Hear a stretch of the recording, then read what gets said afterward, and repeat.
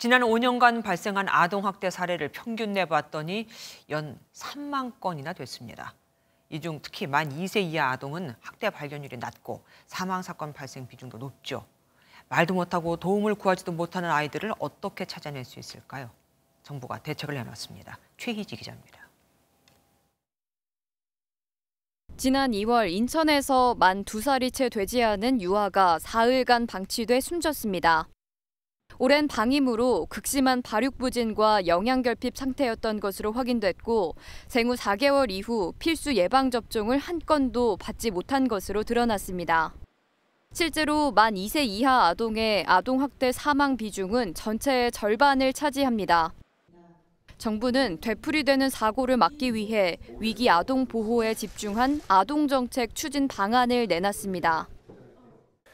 만 2세 이하의 학대 위기 아동을 촘촘히 발굴하고 조기 개입 체계를 강화해 나가겠습니다. 우선 필수 예방접종을 안 했거나 최근 1년간 병원 진료를 받지 않은 만 2세 이하 아동 약 11,000명을 대상으로 17일부터 3개월간 집중 전수조사가 이뤄집니다. 취약계층 아동을 위한 대책도 마련됐습니다.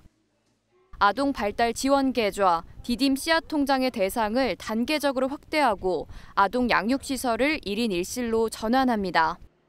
공공후견인 제도를 통해 부모가 행방불명돼 어려움을 겪는 보호 아동에게 일시적으로 위탁 부모가 법정 대리 권한을 가질 수 있도록 하는 방안도 추진됩니다. 하지만 예산 지원과 법제화 등은 넘어야 할 산입니다.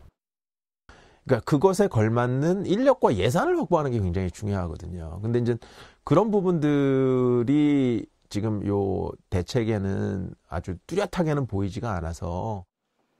MBN 뉴스 최희지입니다. 안녕하세요. 김주하입니다. 공정하고 신속한 MBN 뉴스, 유튜브를 통해서도 만나보실 수 있습니다. 특히 더 많은 뉴스와 라이브를 보고 싶으시다면 오른쪽을 눌러서 구독하시면 됩니다. 어렵지 않죠? 빠르고 정확한 뉴스로 계속 찾아뵙겠습니다. MBN 뉴스를 시청해주신 여러분 고맙습니다.